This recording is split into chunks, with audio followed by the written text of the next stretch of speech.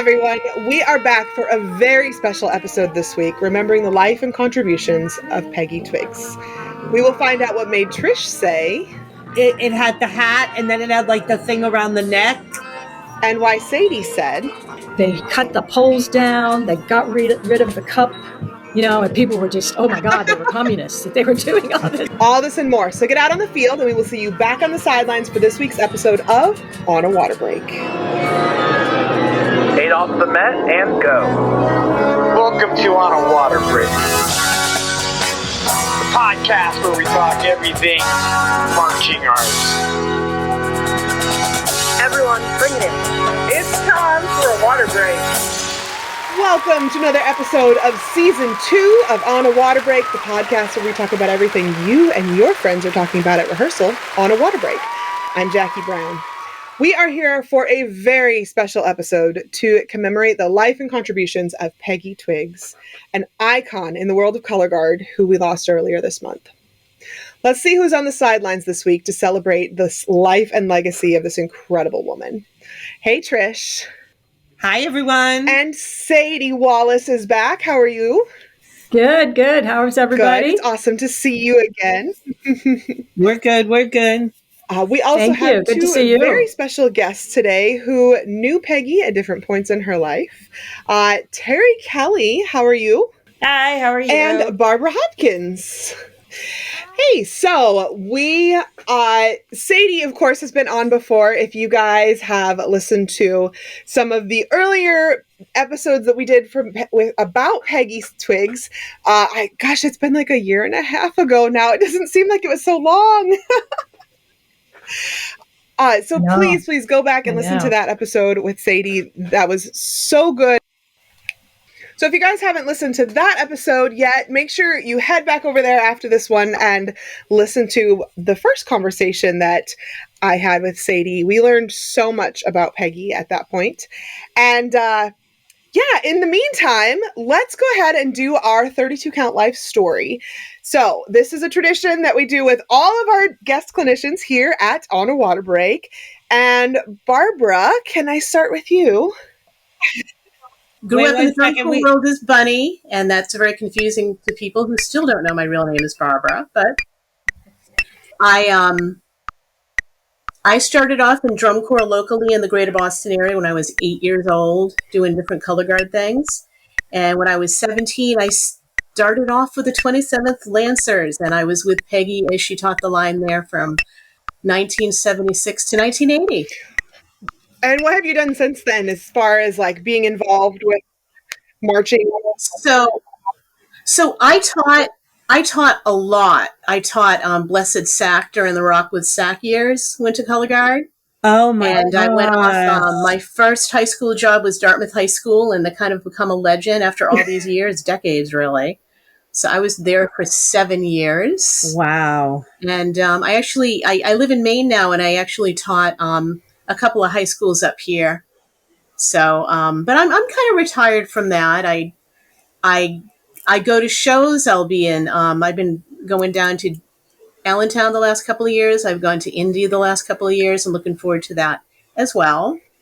And Dolores has me as an official volunteer now for Blessed Sack. So I've been going down to volunteer to get the shows going. Amazing. So that's been really fun. I've been out of that for a little while, but I've really enjoyed getting back into that. I'm so jealous of the people who knew when it was time to stop, because we're not, I marched a little bit after you, but not a lot after you. And I'm seeing people around me going, I'm retired. I'm not doing guard anymore. I'm retired. And I'm so not there yet. And I'm wondering when that's going to happen for me. My boyfriend probably secretly is wondering when that's going to happen for me too. But when I hear somebody say, no, I'm retired from that, like I'm so envious because I don't know how to do that. I don't know when that's, how that's going to happen for me, but good for you. Did you start when you were 8 years old? No, like 13. There you go. So I think that's the difference. Maybe. All right. And Terri Kelly Kuklinski? Is that how you say it? Oh, yes. That is correct. Is that Polish? Yes, you got it. All right, Terri, 32 on the mat. You ready? Yep. right, so I'm Terri. I was Terri Kelly when I marched, but my married name is Kuklinski, and yes, it is Polish. But I started with the marching arts back in New Jersey. Not a lot of local drum corps in my area, so I actually started with high school marching band, had winter guard and drum corps instructors that got me really involved in the activity. I marched in Reading Buccaneers in 84 prior to going to cadets. I went to Garfield Cadets in 85 and marched until my age out in 89. With Winter Guard, I marched in Conquest and Field of View. I taught Field of View, and I also taught Crossman for 2 years, 92 and 93. And like Barbara, I have also retired from color. Another one. I love that. My maiden name is also Polish. That's why I had to. I'm Krasuski, so. So this past weekend there was a gathering of Peggy's family and friends who knew her through marching, and I know Sadie, you were there and got to sort of speak. Did you want to share some of that with us as far as like what was said or how you guys commemorated what she meant to you? Sure. I want to say, though, that Terri and Bunny were both there as well. So it was great. It's great to see you again. It was good a couple of days ago, but it was a wonderful celebration of an honorable life. She had so many friends, and people came from all different states. I will mention George Oliviero came from California, which was really sweet. You know, I'm from Texas, but there was people from Florida and all over the place. So it was just a really nice tribute to her. And we had a wonderful time catching up with everybody. We were trying to be as supportive as we could to her wife, Denise, who's been through so much for so very long. You know, we've had the Margaret Peggy Twiggs fan club page on Facebook for 8 years, but it was even before that she had started her illness. So, it's been over 10 years that she's been suffering with that. So you're kind of happy, sad, we're happy that she's free. I don't know if you know this about her, Jackie. I'm sure you probably do, but she loved to sing opera. Yes. And so, being that one of the manifestations of the disease of PSP was that she couldn't really talk that well at all, let alone sing. So we said she's up there singing, doing her opera. Madame Butterfly, of course, was her favorite. And she did like to dance too, actually. So she's up there singing and dancing. Of course, we'll miss her, but we're so glad that she is free. Right? Definitely. Mm-hmm.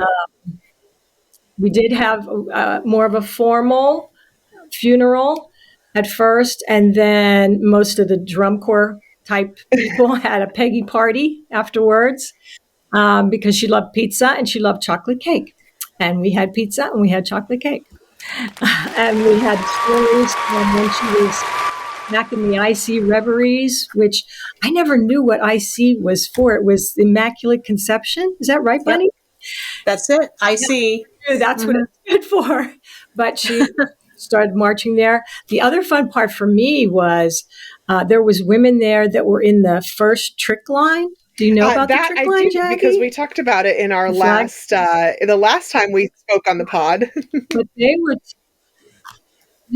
were telling us how it started. They first had like these 10-foot poles with spears on top of them. So they got rid of them.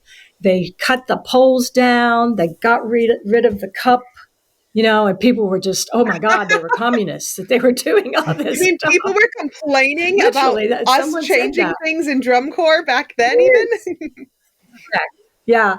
One of her Peggy's good friends too, Mary Berkeley, who was a judge in the New England area for many, many years, and she marched with her too. Yeah, she was funny. She would say, we wanted to go against the rules. You used to have the inspection.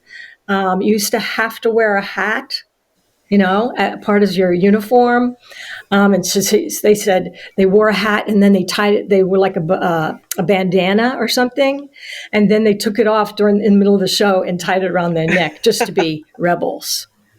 I mean, it was great stories. I'm wondering if, because that was one of my questions, but maybe nobody really, maybe I'm wondering if, because I've always been fascinated by this, if that's where the idea for the Quasar hat came in. It had the hat and then it had like the thing around the neck. It was all white. So, right, honey? Could have been. I think it may have. Yeah. So cool. Yeah, Quasar was different in that George Zingali kind of took away from the typical military type uniforms and I grew up in the same world. Mm-hmm. And he actually went to more like a Russian Cossack costume, and it was phenomenal. I mean, no one had ever done that. But Mary Berkeley did her thing first. Yeah. Yeah. It was great. What else can I tell you? The thing that I spoke about was when I taught with her, I had started back to college for my teaching degree. And the thing that was so surprising to me was things that my education professors were talking about, how to teach it. I already knew from Peggy. She already knew that. She did not go to college, but she knew how to teach. She knew how to motivate. And it was just like, well, yeah, I know. I already know that, So that was fantastic for me too. I don't know. What else can I tell you? Well, so Barbara, what was your connection to Peggy? How did you first meet her and go from there? So, like I say, I started in the local drum corps, which I was also an Immaculate Conception, Stoughton, Massachusetts. Or in it depended on what circuit you were in. So if you were in either the Eastern Mass or Mayflower circuit, you could be your name. So we were the Golden Rays. But if you were in the CYO circuit, and pretty much everybody was at some point, you had to go by your church name. So I was IC as well. So grew up in the local drum corps. And my brother, who's 5 years older, did the same, but he was a really good player. And when he was 16, he went off and joined the Lancers. Now, I was very fortunate in that my family traveled around and we watched not only the local drum corps shows, but we went to the national drum corps shows. So we knew the really good drum corps in the country. So I'll never forget the first time I saw them. It was like 1967. They were different. They had different uniforms. And we were big fans. So when my brother was old enough in 1971 to go off and make the line, he made the first soprano line. So he was there for a couple of years. And of course, that was exciting. We would go and watch him. So I knew that when the time was right, I would go off and join them as well. So I stopped my local drum corps after the summer of being 14, spent a couple of years being just a regular person, and went to join the Lancers October of 1975, right after I turned 17. So that's where I met Peggy. I had about 5 minutes trying out for the rifle line, and probably because I wasn't a very good rifle and probably because I hadn't done anything for a couple of years, Ralph Pace literally walked me over and said, "Hi, meet Peggy Twiggs." So that's when I first met her. And it was phenomenal. And all of a sudden, color guard meant something instead of just kind of being there. And it was a complete sport. And from the very first rehearsal, the way Peggy broke things down into tiny little building blocks, I knew this is great. This is going to be great. And they'd already won Best Color Guard that summer in 1975. So that was a big part of the drum corps' identity, was having a really good color guard. And that was your role every single year, was to win the caption. And the way that you won the caption in the flag line was you listened to Peggy and did everything she said. And you're all laughing because that's true. So I was amazed. And, I was always interested in sports and athletics. And I'm probably the gym teacher that never was. Sadie could probably relate to that. But and I grew up doing dancing and stuff like that. And I had just come off 4 years in high school gymnastics, and I was pretty good. I wasn't phenomenal, but I was pretty good, and you learn a lot. And I remember going to the weight room that was a little bit new, and it was all outsized for young women, but we loved it. We loved working on the weights. It made us stronger. But from that very first rehearsal, Peggy's exercises like blew my mind. And I said, this is great, because I felt stronger. I felt sore too. The very first night I left this is totally different. This is a completely different philosophy. And I knew I was in a really great place, and I understood what it meant to be best color guard. I mean, everything. I mean, the rifle line as well. Everything was just tiny little pieces perfected, and you kept building and building and building and building. And, people may have come and gone and tried a couple of rehearsals, and they pretty much knew if they could take it or not. So everyone who was left, it was understood this was really hard, and it was really hard work ethic. And I think back that I don't think we had any less athleticism than any NCAA Division I team, honestly. And they did a video on the local PBS station that year on Channel 2, and they showed one of our exercises in the flag line where we would lie down, would come off with our shoulders off the floor, and then we had to do like presents for 2 and back for 2, and we never had holsters or anything like that. And it's in the documentary, and it's still crazy that we did stuff like that, but that's what you did. Mm-hmm. And that was October. So as we went through the winter, and you started rehearsing almost every night,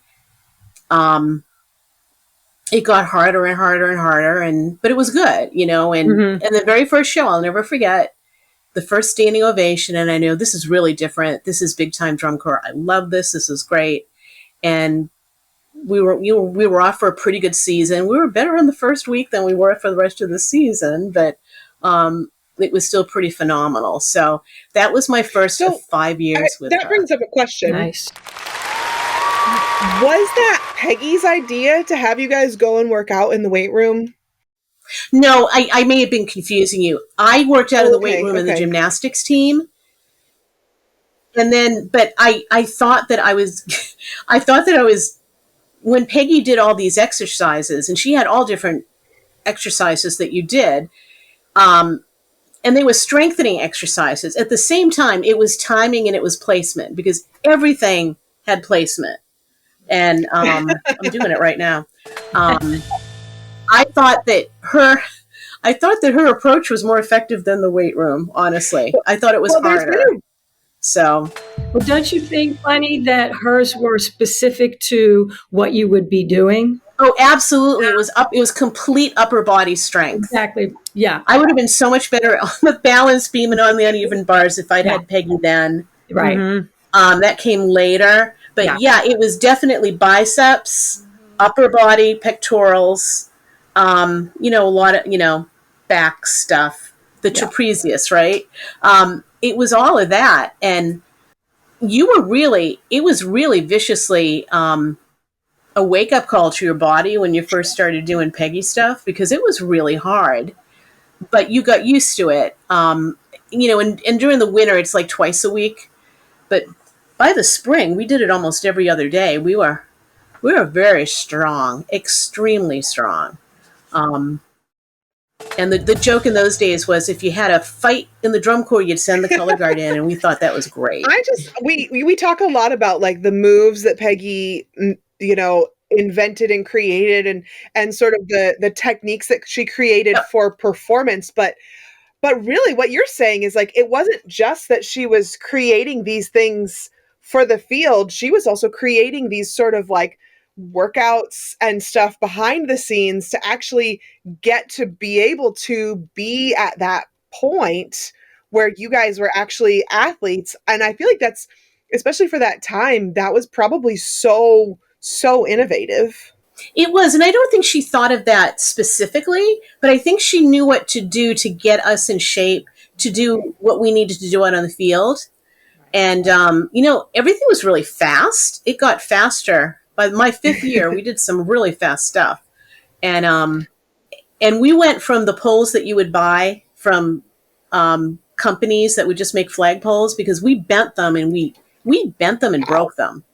And Peggy always got excited. I mean, that was normal for us, you've got to get into the flag. So in 1979, and I don't know who figured it out, but someone went to the plumbing supply store and we got pipes, and that's what we used.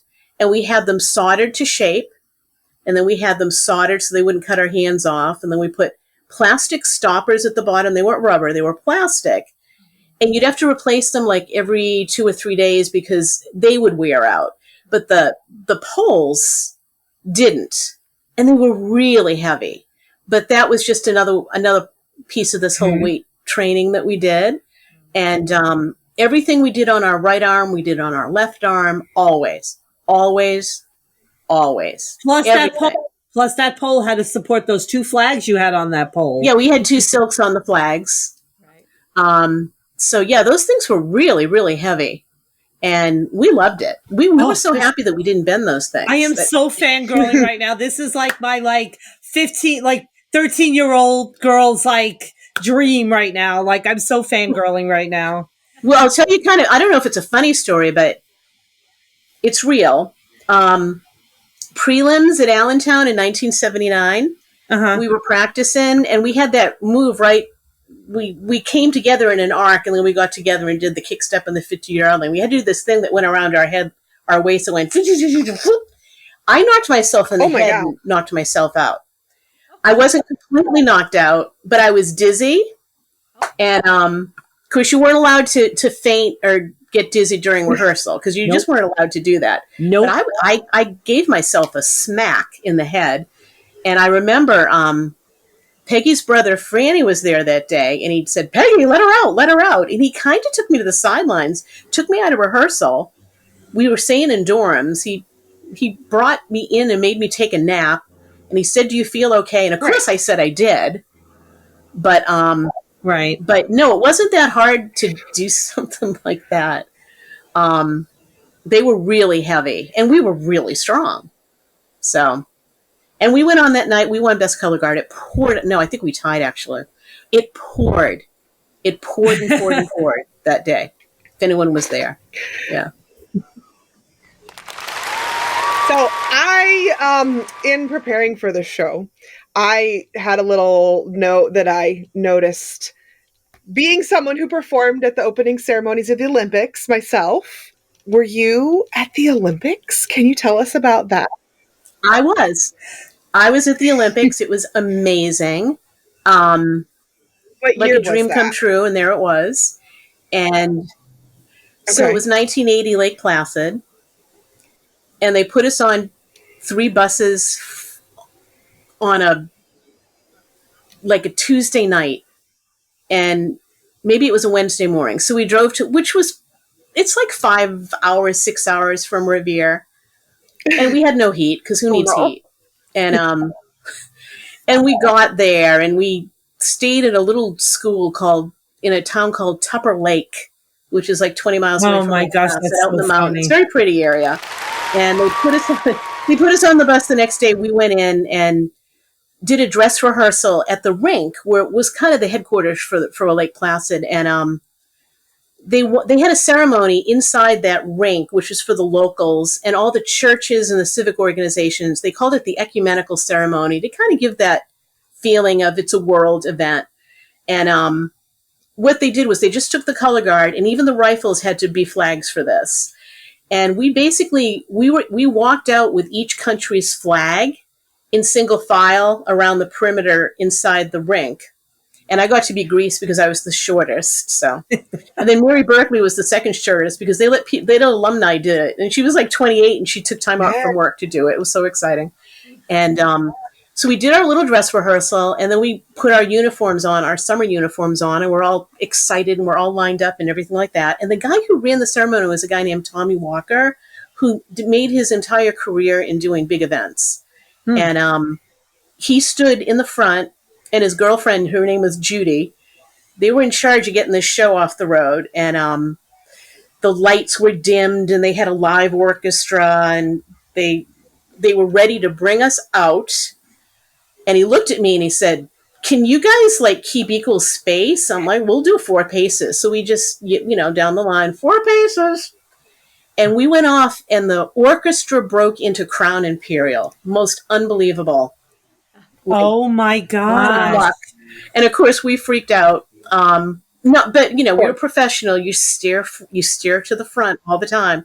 So we went off and we did that ceremony. It was amazing. And the light bulbs and everything like that. So it was the first thing we did. And Tommy Walker was so impressed that he booked us into a whole bunch of other events leading up to the opening ceremony. So the drum corps was sent downtown to do commercials. They had us do something out on the ceremony field for Good Morning America. And he just kept thinking, he loved it. You guys are great. He loved us. It was phenomenal. So it was a great experience. And then I shared this story the other night because of some circumstances, which are kind of funny. I ended up being the person, along with Nancy Scopa, our color guard captain, and Bonnie Vare, one of our rifles. The three of us held we were the American section for the closing ceremonies of the 1980 Winter Olympics. And took me 40 years to find the video, but I do have the video. So we can share it on our media. So we went on right after the American hockey team got their gold medal. So we watched that from the back. So it was pretty amazing. A miracle on ice. Oh my gosh. Yeah. No, we didn't see it because we were rehearsing. So I guess that's the next big thing. So yeah, that was a pretty cool experience. So was Peggy was still your instructor during all of this? Going to the Olympics and everything? Oh yeah. Oh yeah. And you know what's so fun about that? She was relaxed. It was just fun. She knew what we could do. I mean, we weren't competing, right? We were just being ourselves. And she just soaked it all up with, wow, this is great. I made this. They know what they're doing. This is no pressure, no competition. They're just out there kind of representing. And we did, everything we did, we knew how to do. I mean, we were the perfect pick, really. So I love that so much. And her personality was able to just kind of come through and be chill and whatnot. So after that point, then Peggy went to the cadets, and Terri, is that where she met you as well? It is about 10 years after Bunny. So I auditioned for Garfield in 85. I had wanted to go in 84. Some people that I did marching band with, a group of them had gone up and marched. I was only 16 at the time. My mother said no way. So I did not get to go. Yeah, she sent me to senior corps, though. She learned that sending me in junior corps was the better option. So 85, I got to go. And I met Peggy and Sadie that winter. Similar to what Bunny had said. So now I'm getting Peggy about 10 years later. So a little bit more time where she's really refined her technique. And that's really the big difference that I noticed those first few months there. Now, we had done weekend camps because at this point in drum corps, people now were traveling from all over the place to come and march in their corps of choice. So we would once a month do a weekend camp. This was still in the day that even the color guards did. I remember those weekend days. Camps all through the winter. Yeah. Oh, so much fun. But then her emphasis on the technique was what was really new for me. And I had earned a spot pretty early on in the audition process, but that didn't make it any easier. It just, that little peace of mind, but also knowing I had to stay on my game, because one of the things you learn about Peggy right away is that she demands excellence. She demands hard work. She demands excellence. She knew how to get you there based on where you were starting and how willing you were hard to work. So besides all of the exercises for strength, and someone had mentioned up there, the holding the pole straight out for crazy amounts of times, we still did that for a bit back when I first started. But it wasn't just the upper body strength. One of the things that really stuck out with me is how important the strength of your hands and this part of was.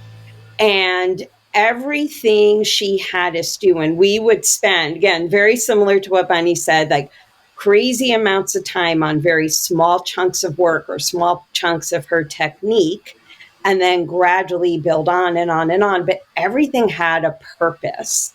And it was all about any color guard could be good but a color guard that also had solid, consistent technique. That's what made you better than good. That's what really made you great. And that's something you learned from Peggy pretty quickly. And, you know, like Bunny said, there were people that her style and her insistence on always pushing yourself just wasn't for everybody. But for those of us that it was, we stuck around for the long haul. We loved her. She loved us. And wow, did we learn a lot and accomplish a whole lot. It's so true. It's so true what you guys are saying about she, even if you didn't come in with that training, she knew how to get you there. So I met Sadie when, Sadie and Peggy actually, when I was in New York Royal Guardsmen Winter Guard in 1984. I had marched 81 and 82. Then I took 83 off because my parents told me I was starting college and color guard was over. Look at me now. Never. Didn't work. And then Brian McCormick, who was our, you know, in-house caption head person, whatever, amazing. Called me every weekend, every Friday night. I have a flag spot. I don't have classes on Friday. I will come and pick you up. And I said, I didn't ask them yet. I'm afraid to ask them. Call me next week. So finally, a couple of weeks later, it went on. And I went, the reason why Brian I went in and I said, the reason why Brian keeps calling me is he wants me to come back. And they were like, oh, my parents were like, oh my God, please go back. We can't take it anymore. Just go back. We don't want to listen to it anymore. Just go back. So now after taking that year off, you know, we come back with our in-house staff is still there. Brian, all those people, Mike Johnson. I'd be remiss if I didn't mention, you know, everybody, Frank Champa, and our captains and whatever. But now we have a new staff of Jerry Cordino's now our show designer. Sadie was in-house trying to teach these people who never did dance before how to like incorporate dance into this activity. And Peggy and Denise Bonfiglio would come down sometimes. And there was a kid in the flag line, Sadie, maybe you remember, maybe you don't, but his name was Tom. And he was really young and he was really tiny. And now he's a grown man with kids and a family and whatever, but he's doing really well. But she figured out the way to get him to get, you know, to get on the same page as her. She would be like, you know, Tom, you're like when I see you, you're like the little pizza box guy. You're like the guy on the pizza box. And that like became their little like connection. And as would have it, he got it. They jived, they had that connection, and then he got it. So really, really incredible experience. I'm so grateful every single day that I had the instructors that I did and the training that I did, because it's carried with me even right here sitting here. I feel so left out. Like I didn't get to actually meet her in my life, you know, you guys, but I do feel like close to her, first of all, because I learned so much of her techniques without even, you know, necessarily knowing how much of it was hers. But, you know, through being able to talk to everybody on the podcast, and this has just been such a great experience for me. I wish I brought my Peggy shirt. I wish I wore that today. You guys have got your Peggy shirts. Yeah, see? And me too. It's so great. But, well, we need to get some more reps in. Let's do a Peggy spin block, too. So you guys get back out on the floor, and we'll be right back into this.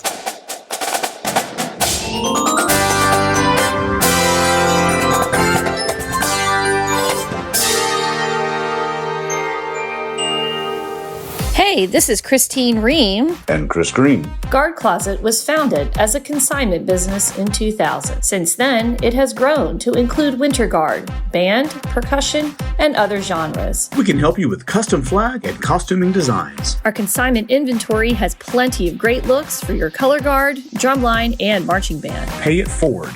When you purchase consignment, you help other programs. Last year, we sold over 400 sets of consignments and returned over $125,000 in payments to our consigners for their sales. Additionally, Guard Closet offers custom and pre-designed costumes, flags, floors, and formal wear, full or partial show writing, educational programming, and other services. Max out your rehearsal time and set up a microsite for easy student ordering for shoes, gloves, and other equipment. The Guard Closet team is here to help you get everything you want and need for your season. Check us out at guardcloset.com and follow us on social media.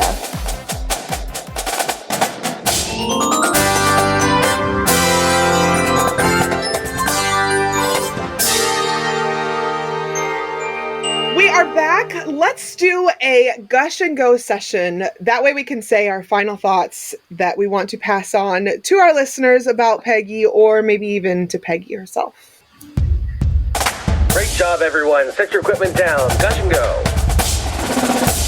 Trish, do you want to start us off? Okay. Well, first of all, to Peggy, I want to say thank you. I think I said everything I could, Sadie, when I ran into you guys in the Dayton airport that year. Thank you for, everything that she taught me, everything. I know it was only a really short time. I do have a really short story. So, she also came back with Jerry and George and that whole crew in 1986, which was our Dindada year. Those of you who remember that show.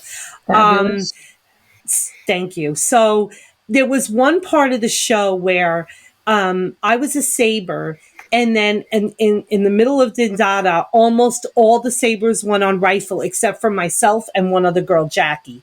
And she was like a soloist. So when there was one part in rehearsal where Denise Bonfiglio took the rifles and she was over there with them.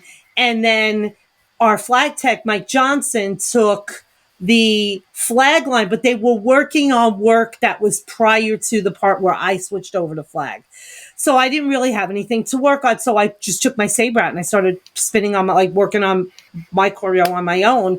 And Peggy came over and she was like, "What are you doing over here by yourself?" And I was like, "Well, I'm not in that part. And I'm not a rifle. And I'm not in that part." And she was like, "Okay, great." So it wasn't anything you always thought these people were going to be like, "No, get over there." And she was not like that at all. She was like, "All right, cool. Go practice on your own," And then I was talking to her and whatever. And so thank you for all of that. And I thank God every day that I had the instructors that I did, and especially Peggy. And I'm so grateful that she's not suffering anymore. And I'll always refer to Tom Milton as the pizza box man. I mean, Tom Schlitz. No, sorry. Tom Milton was our instructor. Tom Schlitz as the pizza box man because of Peggy Twiggs and all that great stuff. So thank you. Sadie? Okay, so just to kind of tag on to Terri's little story, she came in 1985. Myself, George Zingali, Mark Sylvester, and Peggy Twiggs, we came in 1982, which was sort of a revamping of the cadets. And the cadets were very, very military, just for sure to the hilt. The wonderful Michael Cesario completely changed the color guard's uniforms to incorporate the military, but he had it lace and he had the skirt, the prairie skirt, and the little flower in the hair. So that was just a whole new reinvention of the cadets. So 82, I don't remember what we were in prelims, but we came out as third in finals in 1982, which was just, astonishing. Everybody was freaking out. So then we went on 83 and 84 to win back to back. And then by the time Terri got there in 85, we kind of knew what we were doing pretty much, how to get them, how to get the color guard to where they were, how to get the whole drum corps to where they were. But I always remember Peggy saying, that people would bring us in and out to help their guards, and they would say, "Oh, Peggy's just going to wave her magic wand and we're going to be good, or Sadie's going to, wave her magic wand." And Peggy always said at rehearsals, when it was hot, when it was sweaty, when we were so tired, she'd go, "This is the magic wand." Yep. The hard work. What you do at rehearsal, you do at a competition, right? And I'm sure she preached all that to you guys too. So there was no magic wand. The magic wand was hard work. And that's what she did. That's what we did. That's what we taught. And that's what everybody learned. So, and then in 1985, because Terri was there, of course, we won our third triple. Which is amazing. Which I don't know if anyone's ever done that yet. I'm not sure. I don't keep up on stats and drum corps, but it was a very special year for us too. So we were glad you were there, Terri, and that you stayed. Glad I was there. And that you stayed, and after we were gone, and then we came back. That's a whole nother Which we did talk about that. Yep. That's another podcast. We did not talk about that, but maybe another time. Terri, I think you were at, because I was there, I think you were at that a couple of years back when we did that Peggy Spin Fest in Allentown. Oh, Yes, yeah. I actually We all brought our own flags, and there coordinated were that. a million of us out there doing Peggy Spins. It was amazing. It was so much fun. We It need really to do that was, again yeah. because I want to do it. And this, We is will the be first time and this is the first time we've mentioned Peggy Spins in this whole podcast. Have you noticed that? Terri, what would you like to add on to for your Gush and Go? There's so much. But with Peggy, with all of her technique, and this is kind of bouncing off of what Trish said, is that Peggy had a way of recognizing where you were and getting to know you as a person and figuring out how to get you to that next step. And while you always strove for perfection, your level of perfection, like where I was in 85 was very different from where I was when I finally aged out in 89. And Peggy pushed me every year to get to that next level. But she did it in a way where you knew, even if you had a bad day, and believe me, there were days that I called home and said, get me a plane ticket, get me out of here. This woman is crazy. 4 hours later, I'd put a few more coins in the phone and say, okay, everything's good. We're all right now. You always knew she believed in you. Mm-hmm. And that she believed in you even when you didn't believe in yourself. And the hard part is that she would push you, and she would push you to the point where sometimes you were just exhausted or full of emotion.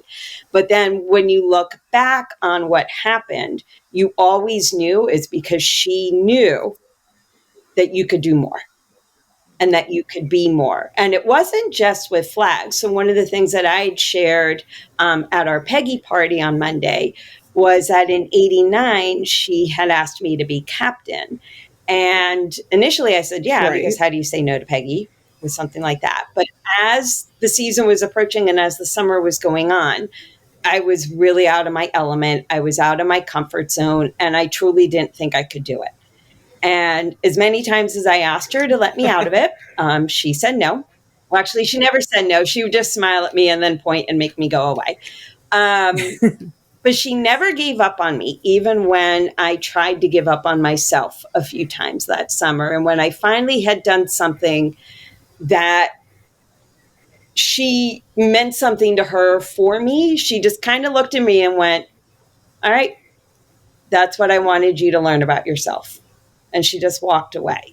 And it's something that I take with me every day. So, you know, through life, you always have those moments where you don't think you can do something. You can't push yourself any forward. That's one of those things that keeps me going. Okay, maybe I don't think I can do it right now, but something deep down in there will come out because there's always a Peggy in the background, you know, her little voice reminding me that I can do it. I'm sorry.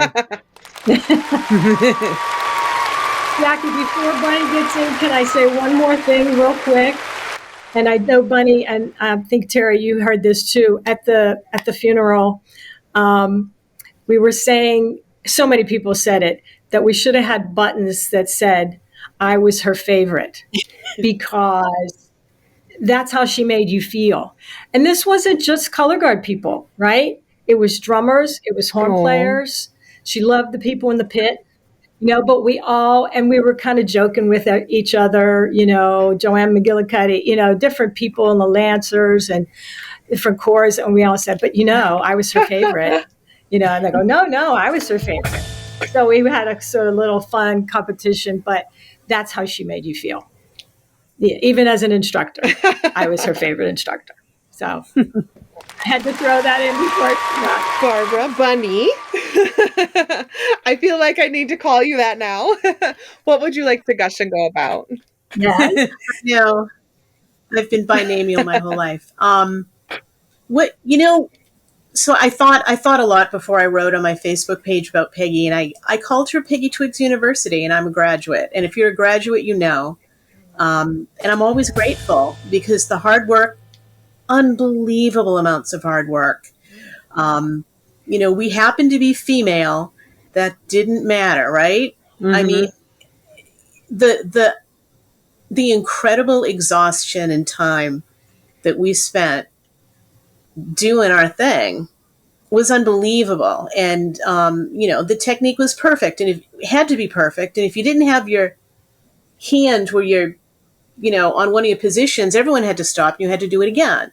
So I'm grateful for that, learning how to make something really, really great. You have to make sure that you have the little pieces, and just the experience that most people wouldn't buy on to the amount of work that she did, but we learned that if you did work through it, you would get the rewards. And every season seemed to have its own.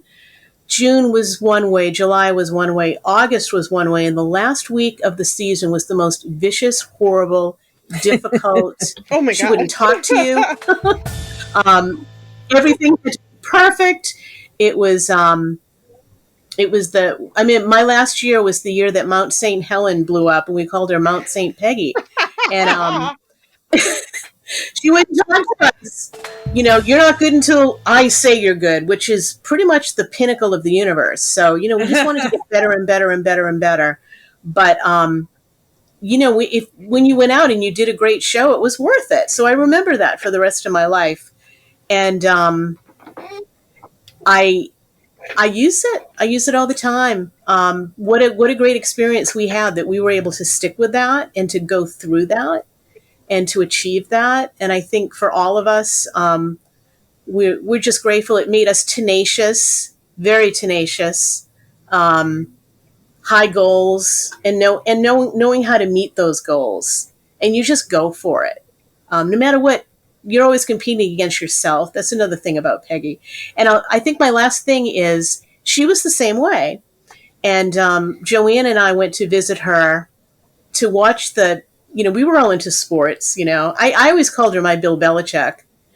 Every season, you've got someone that's producing a winning team, and people are talking about how it's the most difficult environment. You have to execute the pieces and show that you do them. And that was us. But as horribly ill as she was, and it was for 12, 13 years, and it got worse and worse and worse and worse, Joanne and I went to see her the day that the Celtics, who just won their 18th NBA championship, and of course, we're into sports, and in Boston, we're into Boston sports. As we went into her house, Peggy had always managed to get on her exercise bike, as sick as she was. And as we walked in, there she was. She was finishing up her exercise routine. This was like maybe 2.5 weeks before she actually died. And there she was. So one of her phrases every season was, June is busting out all over, meaning that's the first part of the season. You've got to go in, you've got to start to set your expectations and understand that every second has a purpose until the finals, and you have to do it, you have to execute it. And there she was, the very last time we saw her, and I'm so glad that we got to see her that day. We talked, she knew all the stories, she laughed. We told a lot of stories I wouldn't tell on this podcast. It was great. So, yeah, that's what I'll leave is, her strength at the end. She always had it.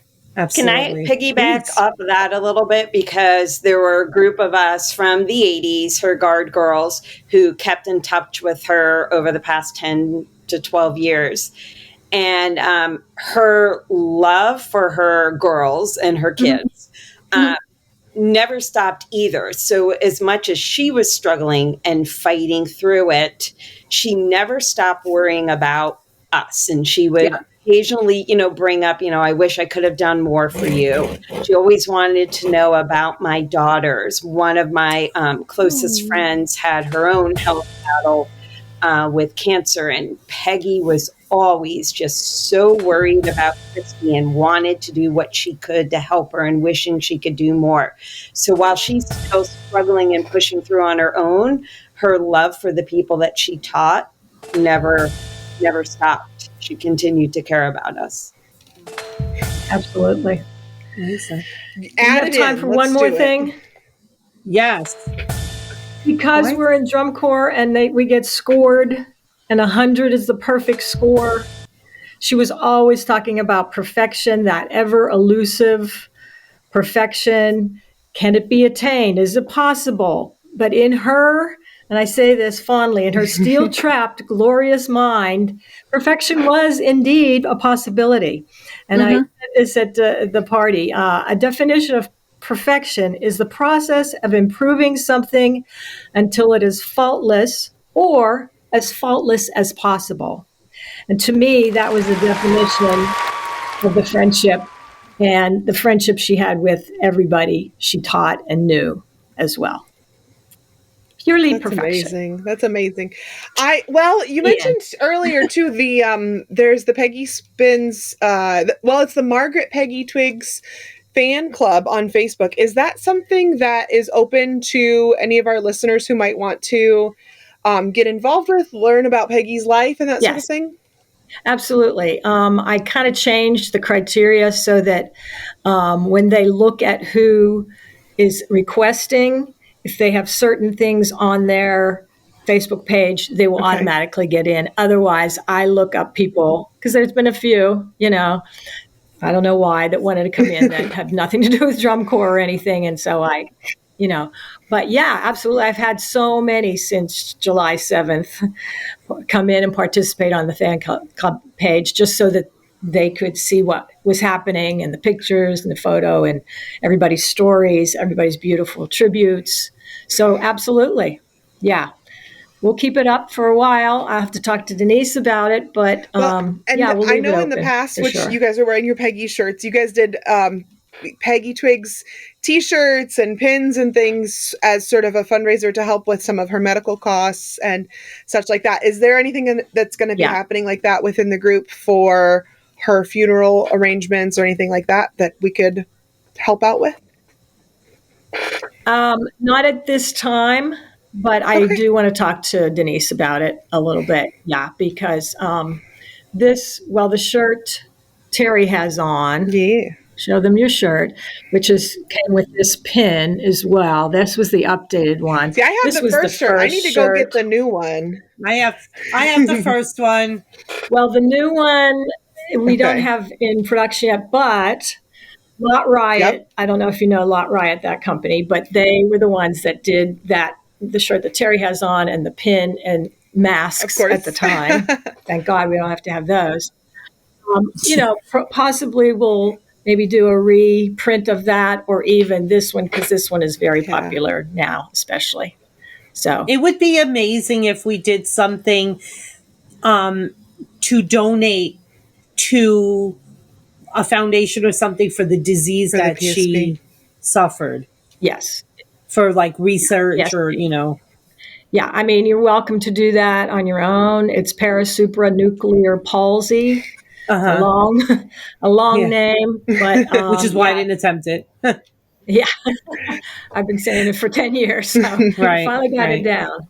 Now that would be fantastic. Yeah, and otherwise down the road, I don't know if there'll be a scholarship fund, whatever. Being in that group, it's still in the works. So helpful to sort of stay in the loop on what's going on with everybody. I love that we've been able to sort of keep in touch. Honestly, as much as social media has its faults, that has been one thing that I am so grateful for. I'm so grateful for this podcast. I appreciate you guys so much for coming on and talking to us and, sharing all of this with all of our listeners, because I think it is so important to, share this history so that people understand where Color Guard came from. It wasn't like it just appeared out of nowhere and people were throwing guns in the air and sitting on the ground, rolling around and catching them. There's been a build up to this point of what we see today in DCI and WGI.